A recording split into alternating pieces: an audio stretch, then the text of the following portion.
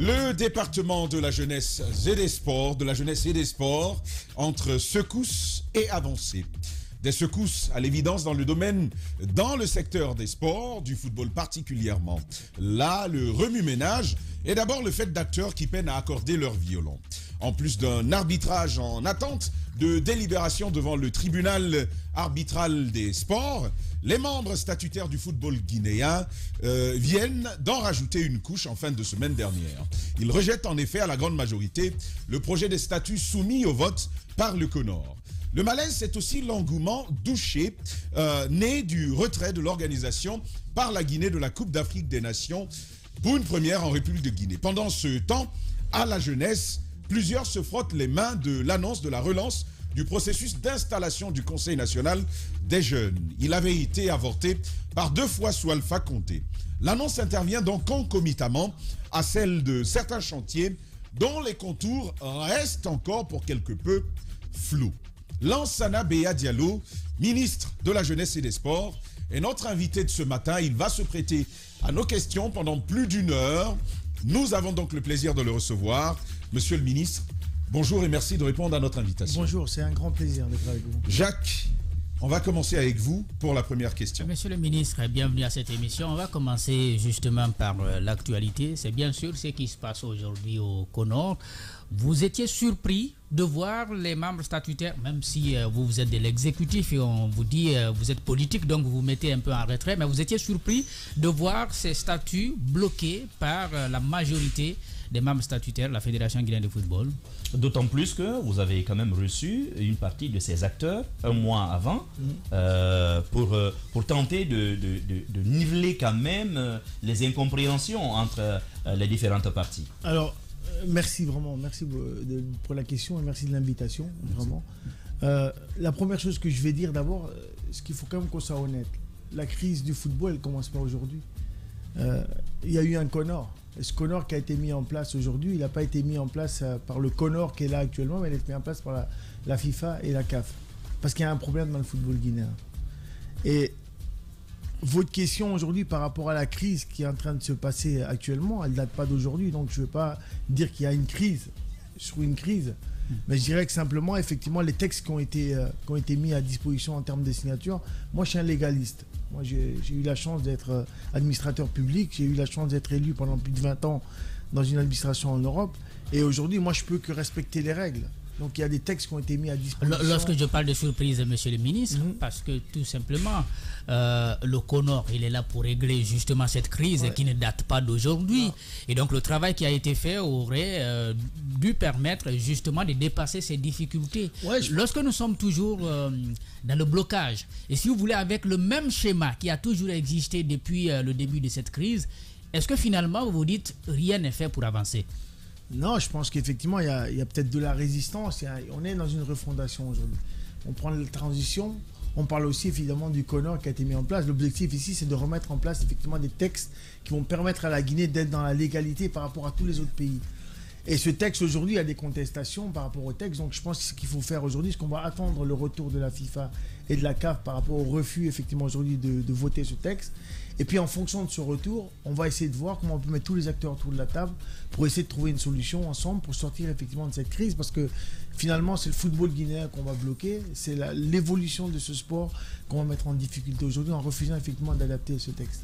On sent très bien qu'il y a vraiment 2 camps ou 2 ou 3 camps qui s'affrontent au sein de la grande fédération de football guinéen, puisque la crise, elle perdure et elle dure.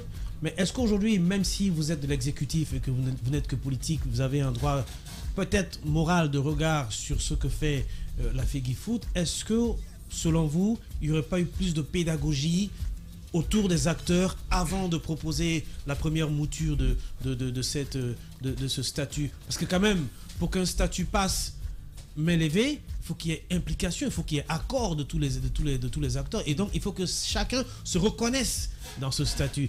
Quand il y a une partie qui ne se reconnaît pas dans les statuts, quel que soit le statut qu'on va proposer, ça ne passera pas. Il y aura toujours un blocage. Est-ce qu'il ne faut pas au préalable un travail de pédagogie?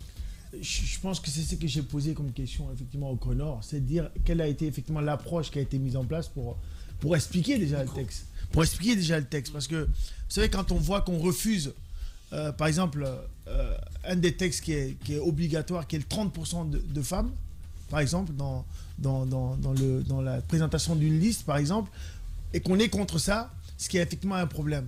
C'est un texte qui est légal. En Guinée, aujourd'hui, on dit qu'on doit tendre vers les 30%. Mais ça ne veut pas dire que les 30% sont une obligation.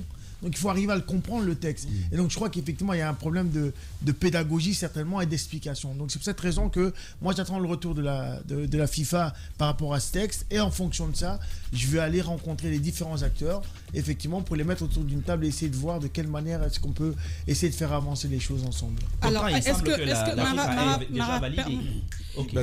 qu'au-delà de toute cette partie réglementaire, vous sentez aussi ces guéguerres qui pourraient exister entre les hommes? Parce que quand c'est posé, il y en a beaucoup qui disent s'abstenir de parler de personne. Mais est-ce que vous aussi, vous voyez ce problème dans le milieu du football en général en Guinée? Oui, je pense que c'est pas seulement dans le milieu du football. Je pense qu'il y a beaucoup d'ego en Guinée. Les gens personnalisent les choses pour eux. Et je pense que c'est ça qui fait la difficulté aujourd'hui, pour pouvoir effectivement faire avancer les choses. On sent qu'il y a beaucoup de tension et de personnalisation. Il y a des gens aujourd'hui qui sont au Connor, qui ne sont pas nécessairement peut-être appréciés par d'autres qui sont à l'extérieur, et inversement.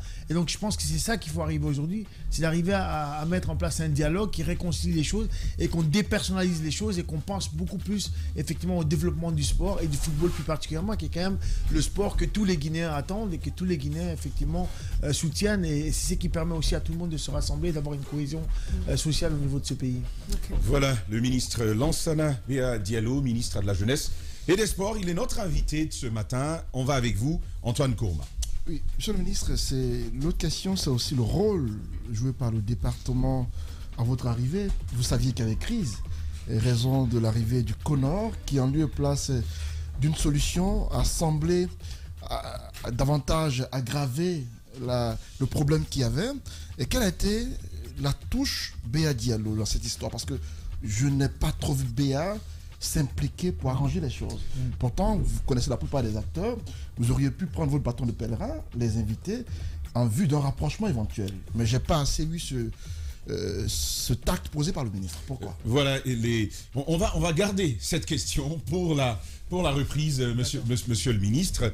On va donc faire face à nos obligations commerciales maintenant. On va se retrouver dans seulement 10 minutes pour poursuivre cette interview dont la machine vient de s'allumer. Nous avons la toute première question qui dit bonjour les grandes gueules, où en sommes-nous avec le démarrage des travaux du Cocan?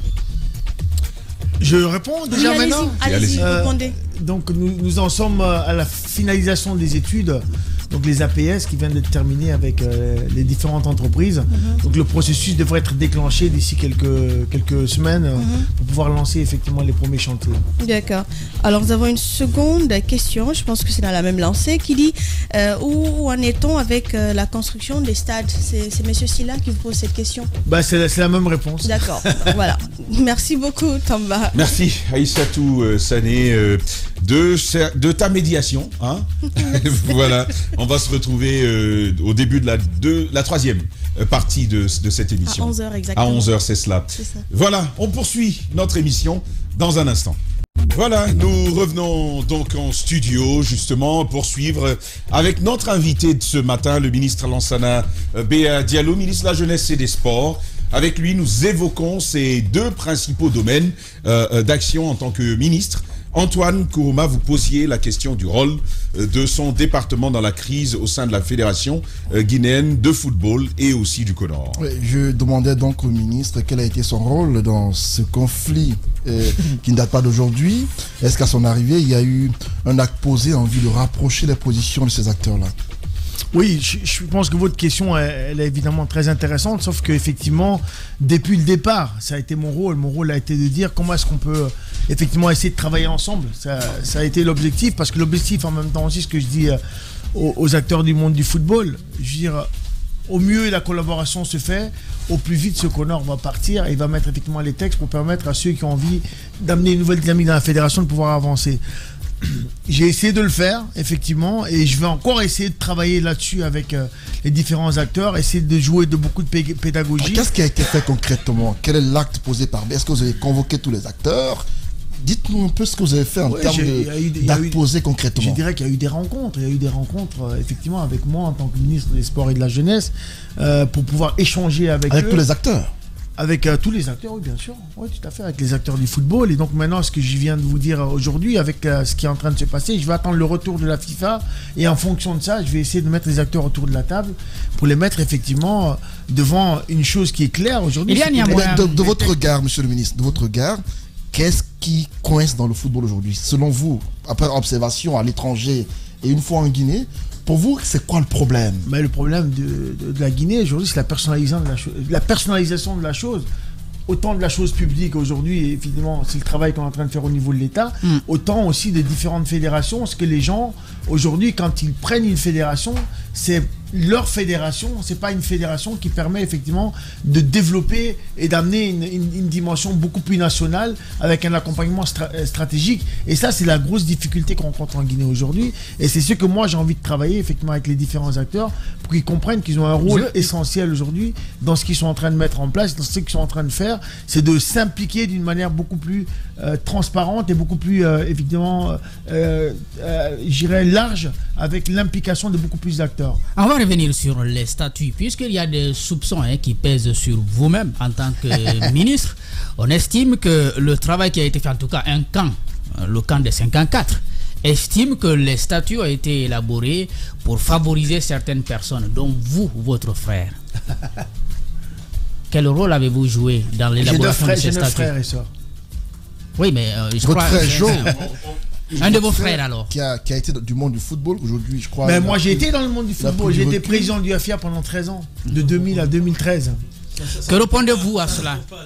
Mais vous dites ce que vous voulez. Je veux dire, moi, c'est pas moi qui le dis. C'est les acteurs du football qui le disent, monsieur le ministre. Je ne suis pas au courant de ce que alors, celui qui l'a dit, celui qui l'a quand même dit dans notre studio, il y a exactement 48 heures. C'était le lundi. Oui.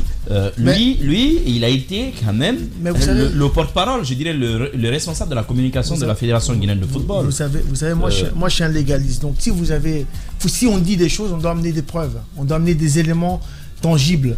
D'accord. J'ai un frère, j'ai 9 frères et sœurs, et on est tous différents. Et donc chacun fait ce qu'il a envie de faire dans sa vie. Aujourd'hui, si on implique mon frère en disant que mon frère est impliqué dans les textes de la fédération ou du CONOR, qu'on amène les preuves pour dire que mon frère... On pense que vous avez pris carrément position dans le débat, monsieur le ministre. Non, pas du tout. Monsieur, vous me connaissez pas, donc je pense que si vous me connaissiez un peu mieux, vous ne diriez jamais ça. D'accord. D'abord, vous pouvez vous renseigner tout autour de moi. Je veux dire, moi, je suis quelqu'un qui n'implique pas du tout ma famille dans ce que je fais. Alors, peut-être que sur... Permets, Mohamed Mara, je vais juste placer celle-ci. C'est votre responsabilité sur la chaîne. Bien sûr. Vous dites que vous n'êtes pas impliqué, vous demandez des preuves. Alors, on va plutôt vous demander... Oui, vous nous dites, ceux qui pensent que vous le faites, qu'ils apportent les preuves pour pouvoir l'établir. Mais peut-être qu'on n'ira pas là. Ce qu'on va vous demander ce matin, c'est de nous dire sur toute la chaîne, c'est quoi véritablement vous, en tant que ministre, votre responsabilité, jusqu'où est-ce que vous agissez sur la chaîne concrètement? Aujourd'hui, ma responsabilité en tant que ministre aujourd'hui, c'est d'abord de prendre les textes de la FIFA, et de les observer et de voir effectivement ce que demande la FIFA. Dedans, dans ce texte-là, c'est de voir qu'est-ce qu'il y a comme marge. D'accord, au niveau de ce qui est effectivement imposé et qui est intangible au niveau de la FIFA et ce qui est négociable. En fonction de ça, effectivement, il faut mettre les acteurs autour de la table et discuter avec eux et voir de quelle manière on peut trouver un équilibre pour pouvoir effectivement faire adopter cette... Qu'est-ce que vous avez fait, vous, sur tout le processus? Qu'est-ce que vous avez fait concrètement? Non, depuis le départ, je ne me suis jamais impliqué. Pourquoi je ne me suis pas impliqué? Parce que j'estimais que c'était effectivement le rôle de la FIFA. Il y a eu des émissaires de la FIFA et de la CAF qui sont venus ici, en Guinée, qui ont rencontré mon secrétaire général et mon équipe. Je n'ai même pas été rencontré. Est-ce que ce n'était pas ça l'erreur, monsieur le ministre? Avant de dire faites, je vous fais confiance, faites. Pendant que vous êtes quand même la tutelle et que normalement vous avez un droit de regard sur tout ce qui est en train de se faire.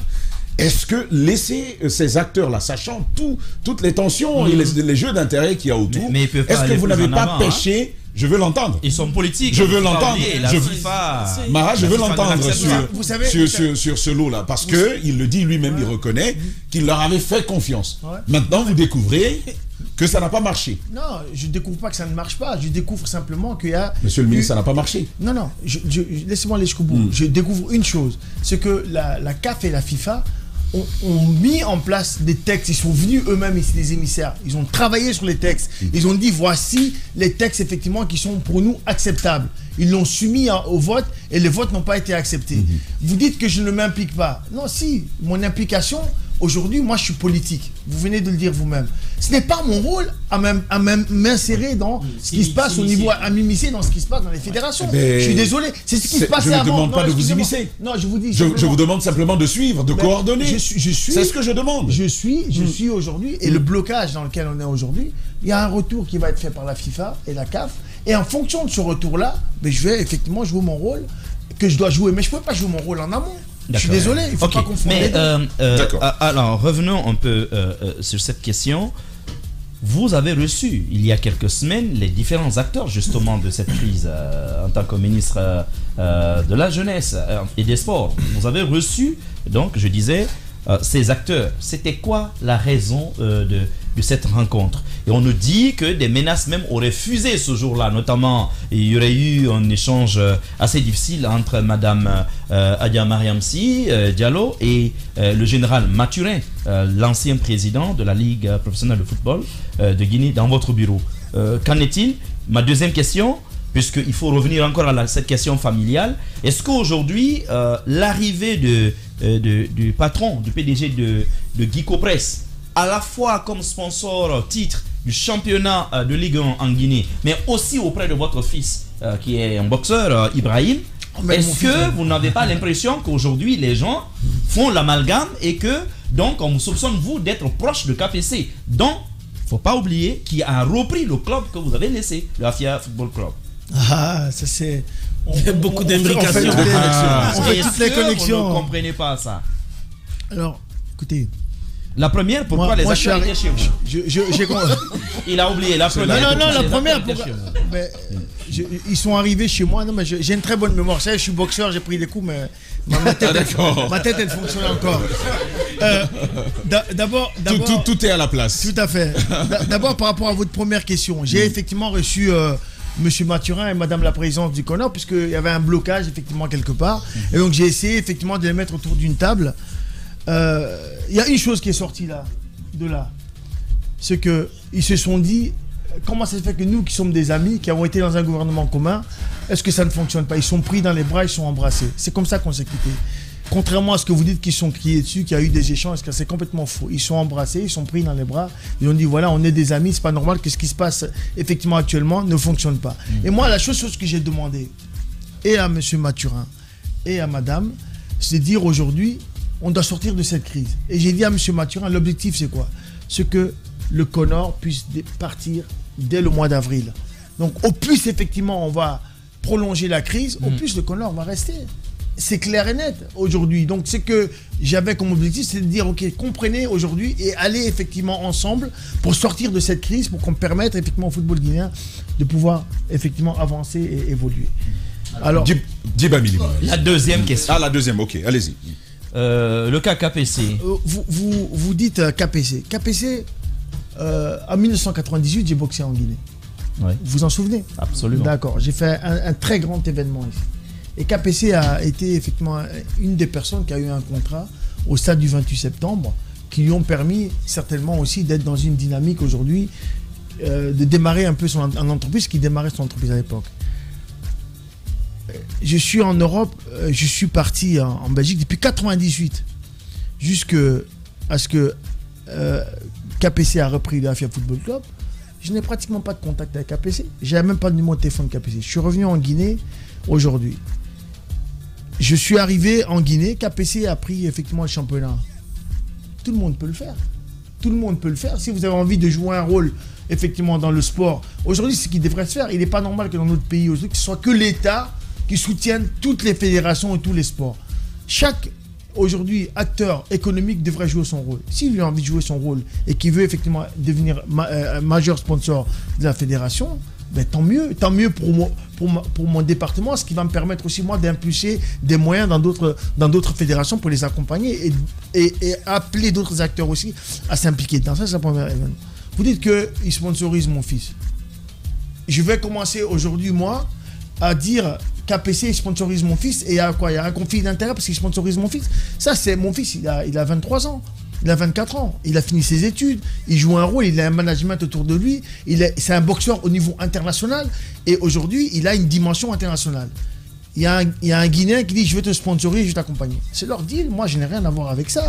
Et attendez, laissez-moi aller jusqu'au bout s'il vous plaît. Et mon fils, il n'est pas sponsorisé que par KPC. Il a des sponsors internationaux avec lesquels il travaille. Aujourd'hui, il boxe dans tous les pays du monde, il va aller boxer aux États-Unis. C'est un sportif de haut niveau. Si lui, en tant qu'acteur, il mise sur quelqu'un, c'est son rôle. Je veux dire, on ne va pas commencer à créer des conflits d'intérêts. Oui, monsieur le ministre, sauf que le souci à ce niveau, KPC, au-delà d'être mécène, c'est un entrepreneur qui construit des stades et autres. Bien sûr. Et un acteur. Il peut le faire en visant comme objectif d'avoir des marchés auprès du ministère des Sports que vous dirigez, monsieur le ministre. Oui, avec le COCAN qui n'a pas été complètement dissous. Les chantiers se poursuivent. Ouais. Qu'est-ce qui nous dit que ce n'est pas une façon pour KPC vous avez la société, dans toutes les entreprises qui ont eu des contrats, KPC, ils ont eu un village CAN. Village CAN. Sur tous les contrats qui représente à peu près, je crois, 35 millions d'euros sur un montant de 800 Monsieur le ministre, dans le micro. Mais est-ce que vous comprenez l'inquiétude de certains lorsqu'ils évoquent ce sujet? Non, mais les gens font des amalgames. Le problème, c'est que moi, j'ai aucun problème. Moi, je suis un légaliste, je vous l'ai dit clairement. Donc, si des gens peuvent parler, c'est une chose. Moi, ce qui m'intéresse, c'est d'avancer et de construire les choses. On est venu ici pour changer les choses et on est en train de changer les choses. Donc, moi, je ne veux pas revenir et aller dans une dimension où, aujourd'hui, justement, on est en train de se battre contre quelque chose et faire l'inverse de ce que nous sommes en train de faire.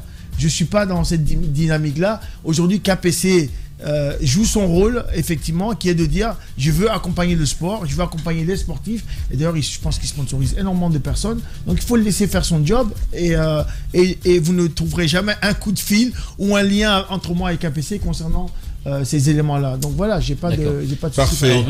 Le ministre Lansana Béa Diallo, il s'exprime sur un certain nombre de sujets brûlants touchant à son département, la jeunesse et les sports. Guiba, on poursuit avec vous. Alors, monsieur le ministre, 2 questions. La première, c'est sur le championnat qui a démarré avec beaucoup, disons, de problèmes, entre guillemets, puisqu'il y a des clubs qui traînaient les pieds pour dire, bon, on ne peut pas aller parce que nous sommes en conflit avec d'abord le CONOR.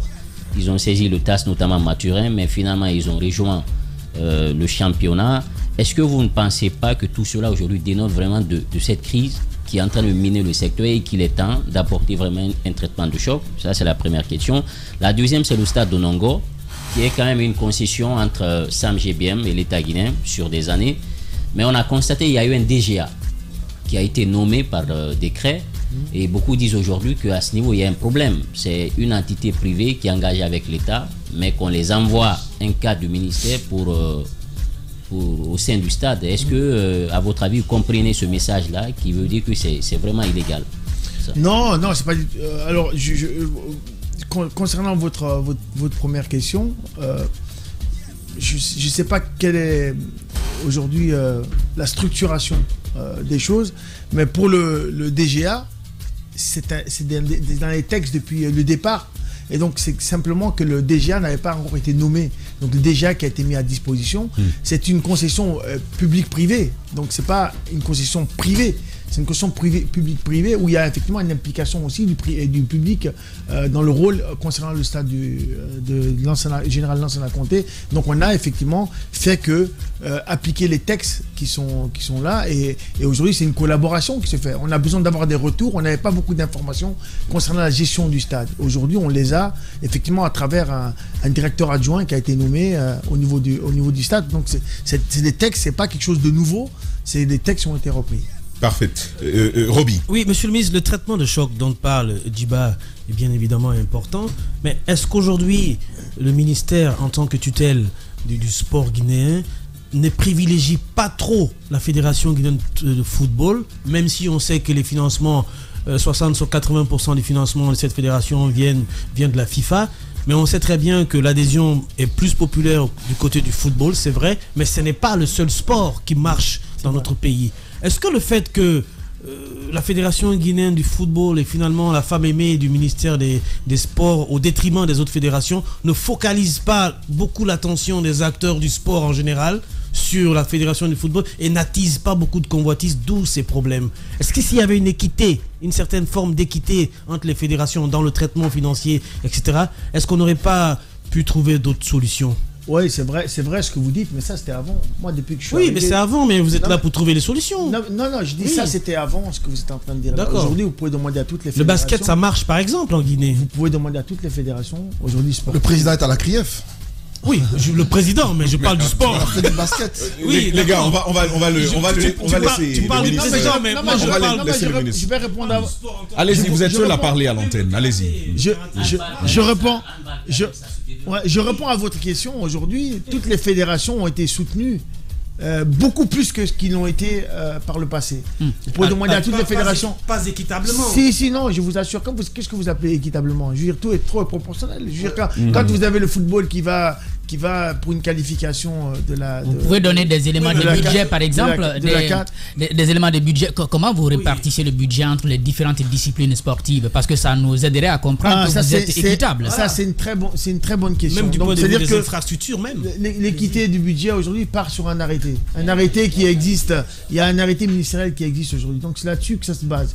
Aussi simplement que ça. En fonction de ce que demandent les fédérations, c'est-à-dire... il y a une structuration aujourd'hui. Moi, je suis interpellé depuis que je suis arrivé. Je ne comprenais pas en fait. Je dis, mais comment ça se fait que ces gars-là vont faire un championnat d'Afrique, vont faire une compétition internationale, alors qu'ils n'ont même pas de champion de Guinée? Ça, c'est une vraie question. Et donc, moi, aujourd'hui, on est en train de travailler sur un plan programme et une véritable réforme, effectivement, concernant les différentes fédérations, jusqu'au football, aujourd'hui, où en 2023, vous allez voir un véritable changement. Parce qu'il n'est pas normal aujourd'hui que je parte dans une compétition internationale. Je vous parle de l'ancien arrêté. Où nous sommes tous ici, soi-disant qualifiés pour aller faire une compétition africaine, par exemple. D'accord? Et qu'on se retrouve à faire une compétition. Pendant cette compétition, on part, on reçoit tous $3000 dès le départ. Rien que pour partir à la compétition, on reçoit $3000. Et une fois qu'on a fait la compétition, au premier tour, tout le monde est éliminé, sauf lui. Lui, il arrive en finale. Et il revient avec une médaille d'argent et il revient en Guinée. Il a gagné $3000 comme vous tous qui étaient éliminés au premier tour. C'est pas quelque chose de normal. Donc aujourd'hui, on est en train de faire des vraies réformes effectivement qui peuvent permettre d'amener vers l'excellence, mais surtout aussi mettre des critères. Les critères, c'est quoi? La première chose, c'est de m'organiser des championnats régionaux, de m'organiser ensuite des championnats nationaux. Et une fois que vous m'avez fait les championnats régionaux et nationaux, en fonction effectivement des objectifs que vous avez fixés, vous allez au championnat d'Afrique. Et au championnat d'Afrique, si vous faites effectivement des résultats, si vous voulez aller à une compétition internationale comme un championnat du monde, je mets des critères. Et les critères, c'est d'être dans le top 4 africain pour pouvoir aller au championnat du monde. Parce qu'aujourd'hui, non mais attendez, je suis en train de vous dire, parce qu'il y a une dilapidation de l'argent public aujourd'hui. La manière dont ça fonctionne, vous comprenez? Le sport aujourd'hui, c'est devenu un business. Et les gens, pourquoi est-ce qu'ils sortent? Pourquoi est-ce qu'ils font que sortir? Parce que on n'a pas mis des moyens pour développer le sport national. Vous m'avez interpellé tout à l'heure en me disant qu'il faut effectivement relancer les sports scolaires. On est en train de travailler là-dessus pour pouvoir relancer les compétitions effectivement dans les écoles. Parce qu'avant... Est-ce que vous ne travaillez pas trop dessus? Est-ce que ça ne prend pas trop de temps, ce travail de préparation là? Parce que je vais vous dire, tout est prioritaire dans ce pays. On a fait les constats, les diagnostics ont été posés depuis plusieurs années. C'est vrai qu'il y a parfois nécessité de faire des retouches d'actualisation, des touches d'actualisation, mais on se dit, une année plus tard, on s'attend quand même à avoir des annonces directes de voici, on est prêt pour ceci, on est prêt pour ceci. Où est-ce qu'on en est finalement sur ces préparations-là? Vous ne devez pas oublier une chose, c'est quand moi je suis arrivé en novembre 2021, d'accord? Ça fait un an. Oui, exactement, ça fait un an. Donc on est arrivé sur un budget aussi de préparation qui était un peu difficile. Donc on a travaillé sur un budget, j'ai dû faire le constat. Donc le constat que j'ai fait, c'est que j'ai dû travailler avec un budget qui m'a pratiquement été imposé. D'accord. Et aujourd'hui, je suis en train de travailler justement sur une réforme. Il me faut quand même une petite année, puisque je travaille aujourd'hui sur le budget 2023 pour justement mettre en place une nouvelle dynamique et une nouvelle approche. Quelles sont les évolutions sur ce budget par rapport à l'année dernière? Substantiel. On est dans l'arbitrage aujourd'hui, donc tout dépendra de ce qu'on mettra à disposition. Monsieur le ministre, permettez-moi, vous parlez tout à l'heure de l'éthique au niveau des choix, au niveau des représentations au niveau africaine et mondial. Sauf que, à part le football, vous allez organiser des compétitions au niveau local, il n'y a pas d'infrastructure pour les autres sports. Mais on est en train de les mettre en place. on est en train de mettre des infrastructures en place. Les compétitions régionaux et nationaux, on va mettre des outils en place pour les accompagner. Il va y avoir justement c'est ça aussi la stratégie de changement. Moi, je suis là pour 2 ans, maximum. Et donc, mon objectif, c'est de mettre des outils en place. Pour le basket, par exemple, mis à part quelques écoles privées à l'intérieur du pays, vous ne trouverez pas où l'État a mis de l'argent pour construire un terrain de basket, par exemple. Vous n'êtes pas encore venu sur une question qui est importante. On est en train de construire les infrastructures. Le stade du 28 septembre, par exemple, va être entièrement refait. C'est à cela que j'allais en venir, par rapport aux infrastructures. Ouais. La CAN ayant été retirée des mains de la Guinée, ce qui a été une humiliation. Non, Antoine. Pour nous, Antoine, je veux bien. Il ne faut pas qu'on rate ça. Permets-moi, s'il te plaît. S'il te plaît. Parce que c'est Roby qui devait poser la question. Monsieur le ministre, soyons clairs. Nous avons appris que vous nous avez dit. Vas-y, Roby. En tout cas, nous avons lu sur les médias traditionnels que vous auriez dit, je dis bien, vous auriez dit que si la CAN était retirée à la Guinée, que vous tireriez une balle dans la tête. Ouais, le flingue. Mais c'est pas moi qui a fourni. Vous l'avez bien dit. Je vous avais promis aussi. C'est pas moi qui va lui donner le flingue. Il sait où le trouver. On va l'écouter. Est-ce que c'est vrai? Ces propos viennent de vous? Non, c'est faux. C'est faux, c'est pas ce que j'ai dit. Ce que j'ai dit. Pourquoi vous dites ça en souriant? Non, je dis ça en souriant parce que j'ai lu. Vous prenez le temps de la réponse. Non, parce que j'ai lu cette bêtise. Non, j'ai dit. D'abord, j'ai toujours été nuancé. J'ai toujours dit, Cannes ou pas Cannes, on réalisera nos infrastructures. Ça a d'abord été mon premier live. C'est vrai. La deuxième chose que j'ai dit, personne ne pourra m'arrêter dans ma détermination d'aller jusqu'au bout, effectivement, par rapport à la mise en place de cet événement. Il n'y a qu'une personne qui peut m'arrêter, c'est le colonel Mamadi Doumbouya. C'est la seule chose que j'ai dite. Alors maintenant, si on dit qu'il va m'arrêter avec une balle, ça, c'est une autre interprétation. D'accord. Puisque c'est dans le même élan, nous allons. Monsieur le ministre, ce retrait de la CAN, sincèrement, la manière par laquelle ça a été retiré était un coup de massue pour nous tous. Parce qu'on est venu de Pretoria, nous l'annoncer ici à Conakry, en pleine figure, au cours d'une conférence de presse. Je vous ai suivi, vous étiez complètement émoussé. Je vous ai vu. Tout ce qui manquait, c'était les larmes, parce que vous étiez KO. Les larmes qui manquaient. Même votre prise de parole, votre voix tremblait quand vous parliez. J'avais pitié de vous, monsieur le ministre. C'est pas possible. Je ne vous reconnaissais pas. Pitié du ministre. Vous ne vous y attendiez pas du tout. Vous êtes très fort. Non, vous ne vous y attendiez pas du tout. C'est compréhensible parce que vous êtes un être humain. Mais dites-nous clairement, après ce retrait de la CAN officiellement et solennellement, dites-nous qu'est-ce qui est fait pour la continuité. Qu'est-ce qui s'est même passé? Est-ce que les stades... Parce que vous étiez confiant. Ouais, justement. Oui, qu'est-ce qui s'est passé? C'est une question. Mais l'autre question, c'est quoi la continuité? Est-ce que les stades prévus seront construits? Je crois que vous n'aviez jamais pris un coup pareil de toute votre carrière de boxeur. Vous croyez? Sur le ring? Ce coup-là, il était... Non, en fait, non. Je pense que vous dites que j'étais KO. Je n'étais pas KO. Je veux dire, j'ai toujours été réaliste. Entre 2014 et 2021, il n'y a pratiquement rien eu. Aujourd'hui, à part des actes, à part des paroles et des promesses, il n'y a pas eu d'actes. Mais rassurez-vous, on ne vous impute pas cette responsabilité.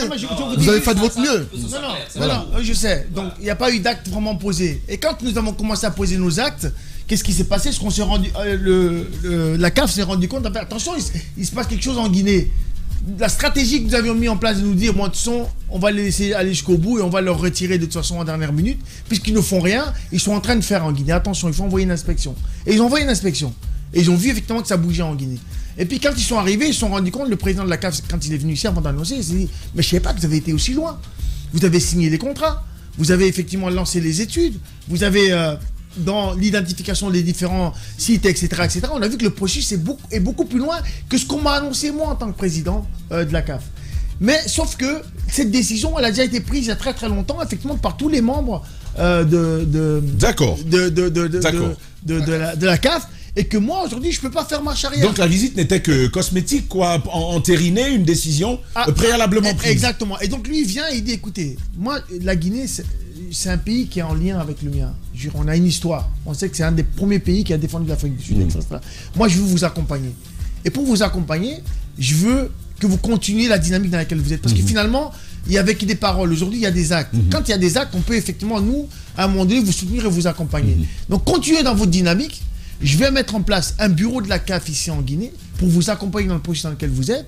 Et on va essayer de se battre pour que vous ayez d'abord une compétition mineure, c'est-à-dire la CHAN, la CHAN, qui va vous permettre de pouvoir postuler pour 2027. Justement. Et ce que je dis, on va organiser la CAN, mais si on veut organiser la CAN, si on ne fait rien, on n'aura rien. Projet texte. Et donc aujourd'hui, au niveau du gouvernement, la chose était claire. Le président de la transition, le colonel Mamadi Doumbouya, a clairement dit il faut construire les infrastructures. Le Premier ministre a clairement dit il faut construire les infrastructures. Donc le processus dans lequel on est actuellement, c'est qu'on continue le processus. Sauf qu'on ne va pas évidemment le faire comme si on organisait l'événement en 2025. Justement, d'où ma question, est-ce que ça n'aurait pas été mieux justement d'accepter la CHAN? Ça nous aurait mis une certaine pression parce qu'on savait qu'il y avait un projet de le CHAN, on dit le CHAN ou la CHAN? Le CHAN.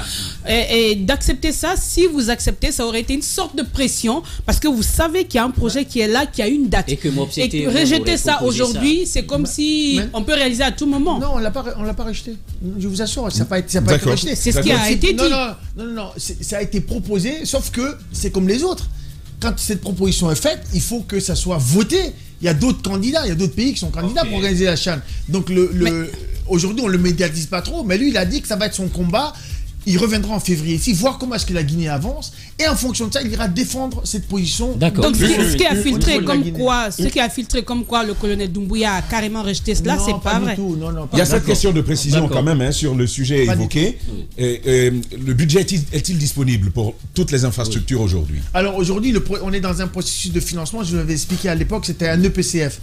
Donc c'est-à-dire que c'est un financement qui vient effectivement de l'extérieur, où on va rembourser pendant 20 ou 25 ans. D'accord. Ok, mais avec des taux très intéressant. Les garanties sont déjà obtenues de ces financements? Exactement. Donc actuellement, le ministre des Finances et le ministre du Budget sont en discussion avec les acteurs qui ont été choisis, parce qu'on a un taux quand même qui est super intéressant.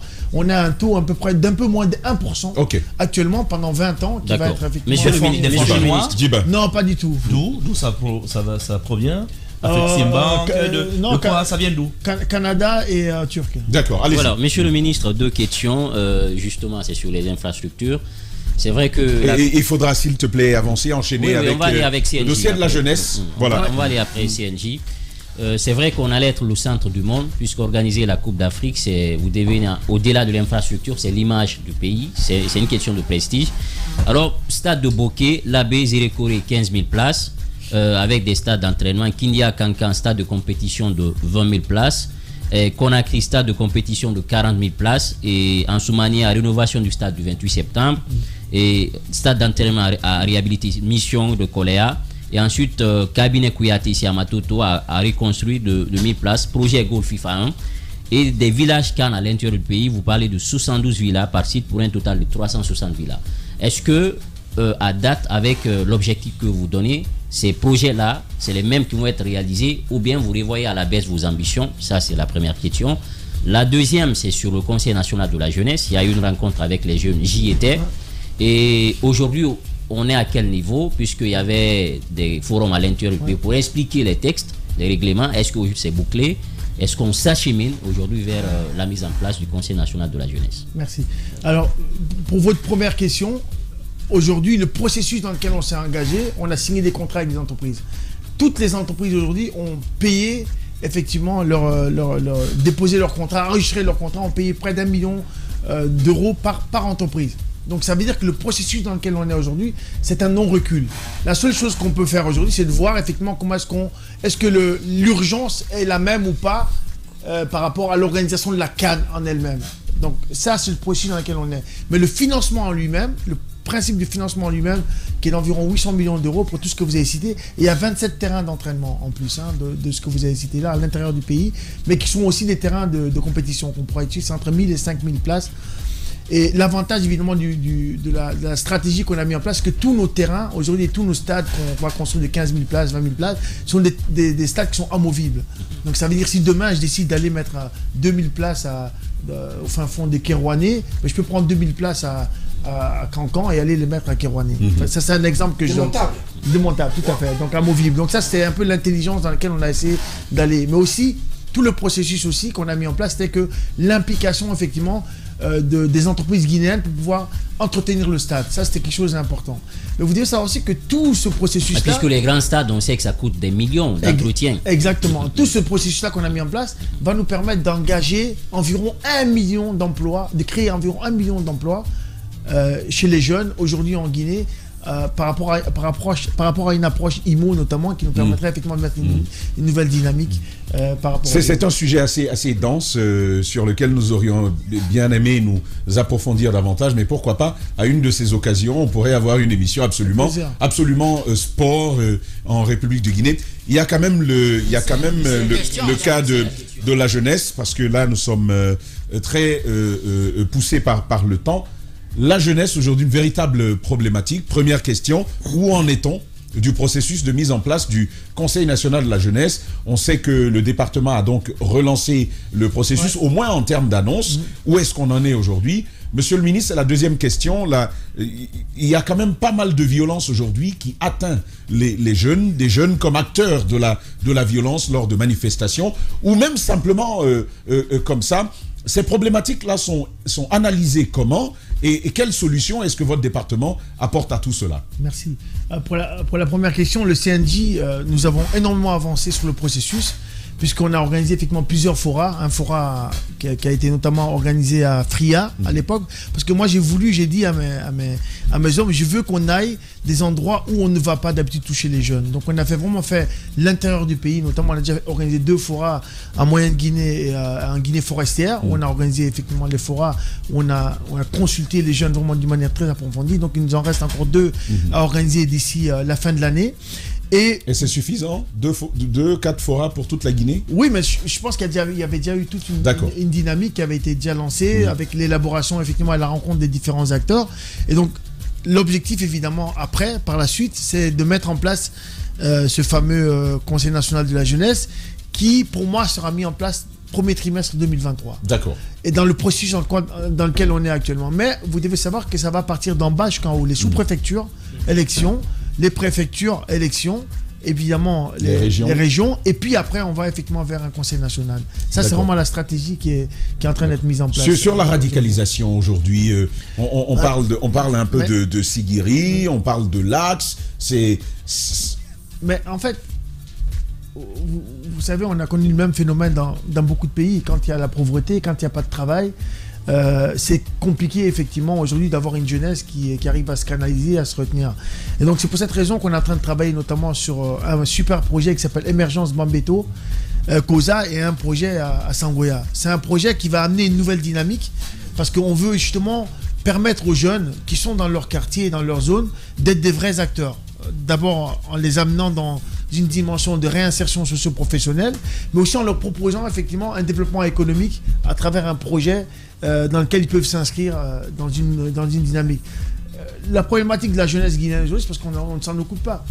Je disais la dernière fois, quand on manifeste pendant les vacances à Bambeto, COSA, si ces mêmes jeunes pendant les vacances étaient pris en charge, amenés à l'intérieur du pays pour passer des camps de vacances et aller faire justement voir un peu les réalités qui se passent à l'intérieur du pays, Lola, Yomu, etc., Gekedou, et puis aller peut-être participer à des travaux d'intérêt public aussi, avec eux en les accompagnant. Mais est-ce que vous-même vous n'êtes pas distant? Est-ce que vous-même vous n'êtes pas un peu distant des jeunes? Non, moi est-ce que vous avez ce moment de contact privilégié avec eux aujourd'hui? Moi je suis un vrai homme de terrain. Ça, on ne peut pas me l'enlever. Je veux dire, d'abord en Europe, j'étais un homme de terrain. À plus forte raison ici, je suis tout le temps en contact effectivement avec les jeunes. Mais ce qui est important, vous l'avez dit vous-même, c'est qu'on nous donne, on change un peu le paradigme dans lequel on est aujourd'hui, c'est de dire il faut changer la philosophie et l'approche. Un travail avec la jeunesse aujourd'hui, il doit se faire d'en bas jusqu'en haut. Aujourd'hui, il y a beaucoup de jeunes, on a parlé des échecs scolaires aujourd'hui. C'est vrai, mais quand on regarde ceux qui ont réussi, c'est beaucoup de gens qui ont la capacité d'être accompagnés par soit des répétiteurs, soit par des parents effectivement qui ont le niveau, etc. Donc il faut mettre des écoles de devoirs en place en Guinée pour permettre à tout le monde d'avoir la chance d'avoir effectivement la possibilité de se faire accompagner. Et ça aussi, c'est des outils que je vais utiliser notamment à travers les maisons de jeunes qu'on est en train de construire, puisqu'on a plus de 12 maisons de jeunes qui vont être mises en place ici en Guinée. Voilà, une autre problématique, la jeunesse qu'on ne pourra pas plus examiner malheureusement en vertu du temps qui manque. Le ministre que nous allons devoir lâcher tout à l'heure. Mais on va à cette petite rubrique que nous connaissons bien, la rubrique oui ou non. Les grandes gueules, la minute oui ou non.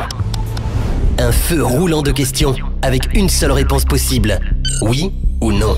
Langue de bois, s'abstenir. Langue de bois, s'abstenir. Les questions sont fermées avec 2 options de réponse, le oui, le non et même une 3e.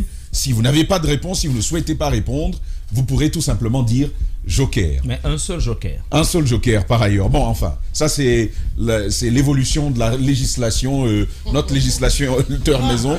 Mohamed Mara, on commence d'ailleurs. Le joker on commence avec vous, Mohamed Mara. Alors, le Conseil national de la jeunesse, c'est pas vraiment pour bientôt, en tout cas pas avant 6 mois. Oui ou non?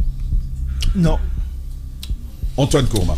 Pour la mise en place du CONOR en Guinée, il a fallu que l'on écrive à la FIFA pour son installation. Oui ou non, c'est le ministre des Sports qui l'a fait? Non. Roby? Alors, Oui ou non? En tout cas, pas le ministre des Sports d'aujourd'hui. D'accord. Non. Oui ou non, monsieur le ministre, d'ici la fin de votre magistère, si bien évidemment vous êtes là jusqu'à la fin de la transition, vous allez nous sortir de terre un palais de sport? Oui. C'est oui ou oui? Oui. Fermement. Oui. alors, oui ou non, connaissant le pays, au fond, vous saviez que cette CAN n'aurait pas lieu cette année? Vrai. Non. Honnêtement, non. Oui ou non, monsieur le ministre? J'ai pas compris la réponse là. Non, j'ai honnêtement non parce que D'accord. D'accord. Non. Vous avez vu, non? D'accord. Oui. Alors non, à qui? Elle a dit, Oui. est-ce que honnêtement, vous pensiez qu'on ne pourrait pas organiser? Qu'on ne pouvait pas tenir la date. Ouais, j'ai dit non. Bah, donc, ça veut dire que je pensais qu'on pourrait le faire. Si, dans ce cas, si. Non, mais c'est qu'il n'y a pas si dans Il n'y a vos pas de questions. si, mais c'est si. C'est oui et non. Donc c'est Voilà. du si. Ok. Qui d'autre? Antoine Kourma. Oui ou non, monsieur le ministre, avec votre retour au pays, parce qu'on vous a suivi à l'étranger du temps d'Alpha Condé, vous vous prononciez sur l'actualité guinéenne. Ouais. Avec ce retour et votre participation à la gestion du pays, vous vous rendez compte des difficultés qu'il y a à être dirigeant en Guinée surtout? Oui. Oui ou non, vous avez le sentiment que certains acteurs du football sont de mauvaise foi? Oui ou non? Sinon, un joker. Oui ou non, monsieur le ministre. Lors du match récent du Oroya contre la SEC d'Abidjan, vous vous êtes absenté du stade expressément. Parce qu'on a vu aucune présence d'autorité. Les gens sont. C'est quoi la question? Les gens sont. J'ai posé ma question. Est-ce que j'étais en Guinée? Oui ou non? Est-ce que j'étais en Ah, Guinée? vous n'étiez pas en Guinée. Il y a des cadres de votre département qui je vous auraient pu y réponds être. une chose. Pourquoi vous n'étiez pas? D'abord, c'est non. Et je voudrais vraiment dire une chose, honnêtement. Monsieur Soiré, c'est un monsieur pour lequel j'ai beaucoup de respect. D'accord. Et je n'ai jamais eu de problème avec qui que ce soit en Guinée. Donc, j'aimerais pas vraiment qu'on donne ou qu'on m'affecte vers des problèmes. En fait, je vais vous dire, lui-même. Votre département n'y était pas lui-même, présenté. permet Antoine, lui-même n'a pas de problème. Hein. C'est les à côté là qui voient des problèmes partout. Merci. Et vous aimez danser. Vous avez vu, vous avez une danse mythique là. On a vu ça.